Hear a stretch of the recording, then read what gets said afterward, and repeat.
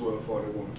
Jack in the Lab Live, the podcast, and I got my co-host Ambush on to the left. What's the deal, And baby? I got my co-host flanking me to the right.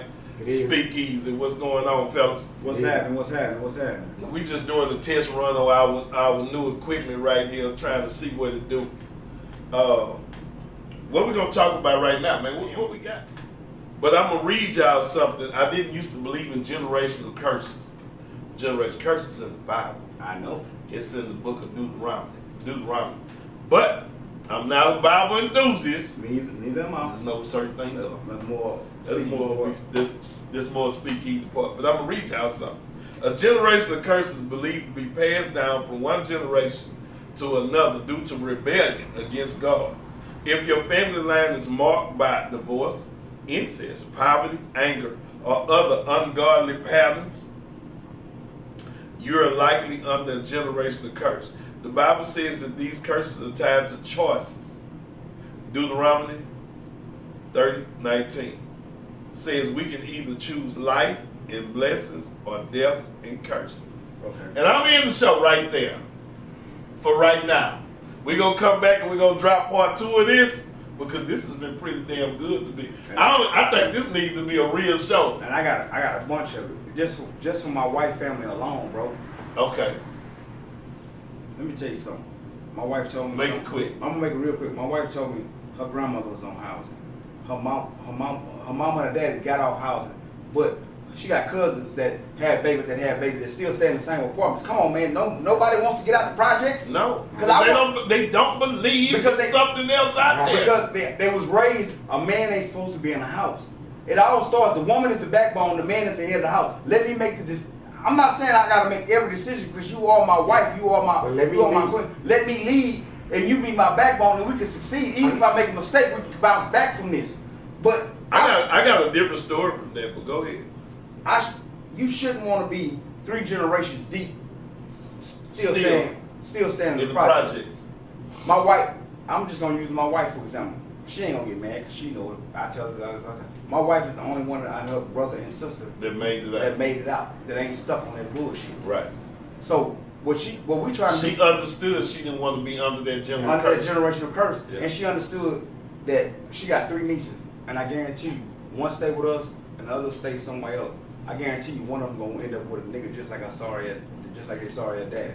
But it's a generation curse. I think it goes deeper. And I think it's something you taught and something you grew up seeing. You seen. So you seen your daddy get disrespected. You think that it's okay, like a female. You think if you watch your mama being beat, it's okay. Cussed out by her husband, it's okay. You think it's okay to deal with that. Or you think that. But when you break the generational curse, is when you know that shit ain't right. I'm not gonna let you do me like I saw my mama being done. Or better yet, Jack. Or you see a nigga like with dude. I'm coming from my perspective. My mom after she left my stepfather, she never brought her dude around me unless she was serious about it. But if you see a nigga coming in your house every other night, different dude, you're not gonna have you have respect for your mother because that's your mother. But you feel like that's how you respect for women. Yeah, but that's how you feel like a woman should be treated. Yeah. So now, if you get like with my son was 2 years old when I got with my wife. Mm-hmm. He's only ever seen me with his mother. He don't remember with his mother. He asked me questions about when me and his mother was together. He don't see me with my wife. And my wife stepped up. We in the hood, everybody. And my wife stepped up as a woman to take on the role as a stepmother and a mother to him. But she let me, you know my wife, y'all know my wife. Right. I ain't the best husband. I'm still learning. Right. But she lets me lead. Right. But she's my backbone, and I give her that. Well, you know, I'm gonna give you a little funny to that. You think you leading? I really don't. But we are the head of the household. We're the figurehead. We are the head of the household as far as the man of the house. As far as I gotta go and handle these problems and be the face of the problem. We the man of the house as far as handling the heavy shit. Yeah. But I really truly believe that the woman is run the really house. They run the house. They run the house. Because we not running shit. It's a lot of dudes out there thinking they running the shit. I run man, this my motherfucker. I do what the fuck I want to. Yeah. Let your wife get on your ass. That's that barbershop talk. That's what you think in the barbershop. That's what you tell us in the barbershop. Let your wife get on. I'm not gonna sit up here in front like I'm running my house. Let your wife get on your ass. I bet your partners can't come over there tonight. We gonna drop it out with this. We gonna drop it out with this. Hold on. We gonna drop it out with this. Black woman running the house. We gonna drop it out with this. Another deal with generation curse that I dealt with personally for myself is I watched my daddy talk shit, cuss us out, even cuss mama out. Like on a regular. When he got mad, everybody shut down, talk crazy. I was scared of my daddy coming up. I didn't get close to him until, hold on. I didn't really get close. I loved my dad. My dad was strong.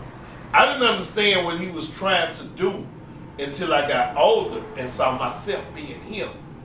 He just went about it a different way. I would say the wrong way. He just went about it the wrong way. You understand what I'm saying, Speak Easy? Yeah. He went about it the wrong way. I was in that same boat. So when I started seeing myself be my daddy, talking crazy to my wife, cussing everybody out in the house, talking loud, tripping out, and this is the thing, this is how you gotta break a generational curse. Because when I started seeing that, I started hearing my daddy come out my mouth. Yeah. And so what I had to do was do therapy on me. So I had this like, damn, you tripping. You doing the same thing that you were scared of as a kid. So I had to work on myself and stop being like that. Okay, actually. And plus I had a strong goddamn wife that wouldn't take this shit. Damn, they gotta fight her with that bullshit. So I had to be like, either you want peace in your house or you gonna stop acting like this. Can I ask you a question? Go I got ahead. this 3-part question. The fear of the father, do you need that in your house? To a certain degree. Okay. To a certain level. To a certain level. But not fear. I can't go Not a level of abuse. Okay. But you gotta put fear in their heart where they will listen to you and you can teach them something, but not to the level of abuse. I agree with that. And I'm gonna give you an example. My mom was a single mother as she left my stepfather. My stepfather was a quiet dude. Right. He lived by, hey, I paid for everything. I'm not gonna be at your football games. You know why I ain't gonna be there? 'Cause I'm working. I'm trying to pay for you to go play football. Right. But my mother thing is beat it out of her. Now, going. But she probably grew up. She grew up with seeing that. that. But with my son, I can count on my hand how many times I whooped my son. But my son know. I'm the same way. My son know when I'm serious. Like he come in here, he play with us in the shop. But he know when I look at him a certain way, Yeah. and I'll be like, Yeah. he gon' Because you'll you see. but you know what it is? It come from you gotta talk to him from yay high. But this You gotta talk to him. And that's what I started doing. Instead of hollering, cussing, and fussing, they don't do nothing but make your wife and your kids rebel on you. So what you gotta do is you gotta talk to them and tell them the do's and don'ts and the pros and the cons. And my son's 16 right now. Right. I've been talking to him since he was little. And they respect you to the other. He respects me to the other. This is what I tell him. Absolutely. I say, man, you can make a real. I'm just gonna give it to you real. You can make real pimp decisions. Now you can go out here and do the same shit niggas doing right now. Okay, Cat Williams. No, for real. The same shit these cats doing right now. Right. I guarantee you go off and live your life, move out of the state, come back, they gonna do the same shit 10 years from now. Still stuck in the hood with that generational curse shit. Absolutely. I'm giving you the option as a young man because at a certain point in time, you know you can't lead boys nowhere. You can just give them advice. Absolutely. Because my mom, I got a certain age, I was taking care of my mom. So she was trying to discipline me, but that shit wouldn't work because I'm taking care of you. Absolutely. So at a certain point in time, I do my son like this. Do you want to be here and have what I got, or do you want to progress further than me? If you progress further than me, I'm always going to be here for you, son, because you're my child and I love you. Right. But Let me say this. Go ahead. You need to, it's chess, not checkers. I want you to think 5 moves ahead. Okay. Because they always expect us to be 10 times better, and they still expect that of us. And I raised my son with that militant shit. He still know. I sit my son down right now. Say, you know what the first black college was? What the first college was? Yeah, Dad, it was in Cairo. You told me that 5 years ago. Yeah. I've been drilling in his head. He going to college. I don't want him to go to college because I think of course he'll get a better education. But you know why I want him to go to college? Why? Because I never experienced it, and I want him to make connections. I want him to learn about connections.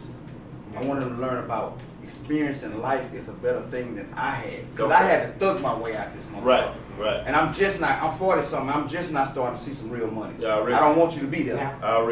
Now, I don't have children, but I do mentor to a lot of children. Right. And so what I've noticed is that regardless of age, whether they're young teenagers or young adults, when you sit them down and you explain to them why it's this way, why your parents are doing this or that, why they're doing this or that, and give them the reasoning of what it's all about, that, hey, this is about your safety, or this is about giving mom and dad peace of mind. Or this is just about being young and black in America. Yeah, yes, sir. Exactly. And then all of a sudden they start acting better.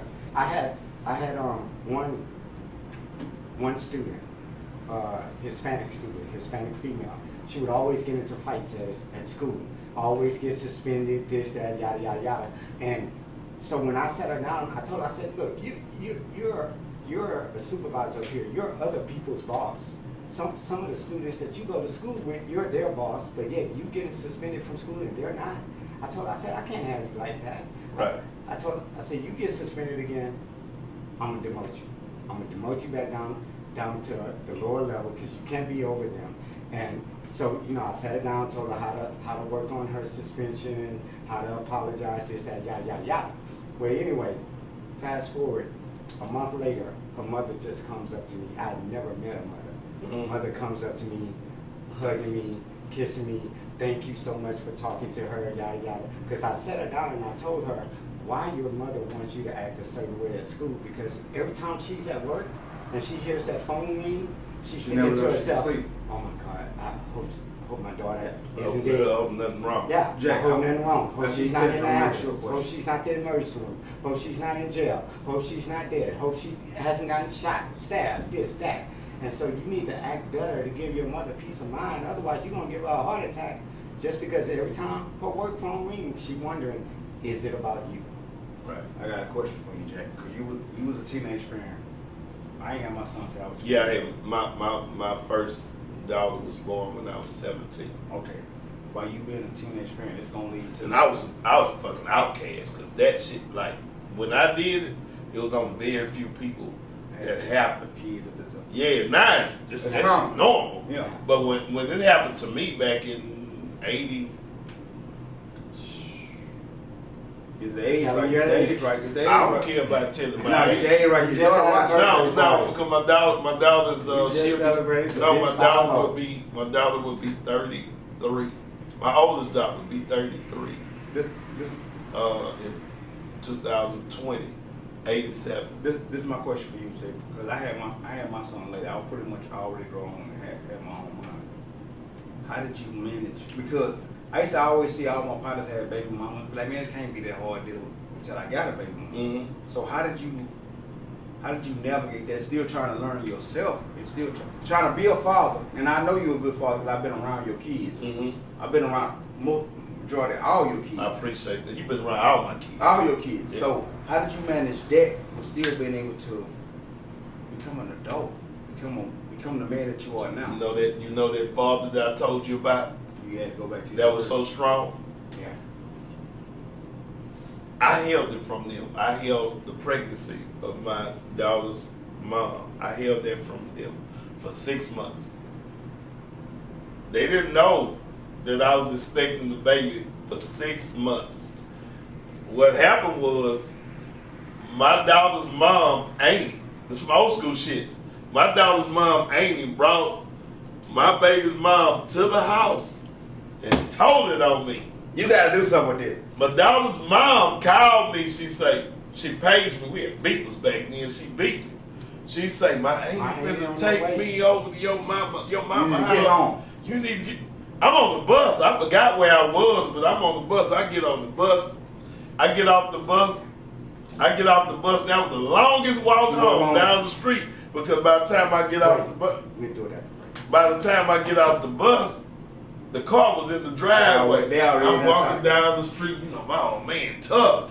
I'm walking down the street thinking about what I'm going to say. How you gonna work this out? So I'm walking down. Oh, they all sitting there on the round table on my Oh, head. your ass. I'm walking the door, everybody Family looking at me. Family meeting. See it? This is my dad. See it? When was you gonna tell me? And you know what he told me? He say, one thing I'm gonna tell you. I always respect this little girl. Talking about the mom. Baby mama. Yeah. I always respect her. She couldn't- If y'all don't make it, you don't have to be with her. But I always take care of your kid. What's it do? Hold on. No, one thing. This is what he one thing I said. say about you. What? You always been here for your kids. I don't care. I Nah, can't find you when I'm 19 years old. I go you to- been through bullshit. I go to the death and go broke behind mine. I always take care of your kids. And I'm not taking care of them for you. Period, point You blank. gotta go to work with me all night. That's how tough my daddy was. That was it. There wasn't nothing else to it. My dad, I always The had good a thing is he said it in front of them. Oh shit. Right? My dad ain't holding no punches. Well, see, my thing. I'm not helping you take care of. You gotta take care of your kids. You don't have to be with just the fact- mama. Just the fact that he told you to respect the mother in front of her.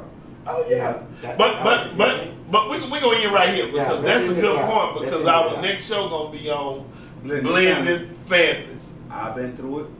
I know damn well you been through it. Hell yeah. And I think I've been pretty damn successful in my family. Cause you been in my house and seen Hey, nigga, my girl's mama and my wife. They coexist. cool as shit. Nigga, I think- Everybody cool. I just got my baby mama and my wife to be like, hello. Yeah. And that's at my son game. Blended families. Nigga, I sit on Blended- one side, they sit Blended- on one side. Stop it. Blended Blended families.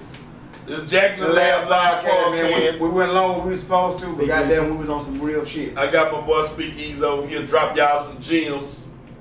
I got my boy Ambush over here. He gonna constantly drop you some gems. I'm the militant.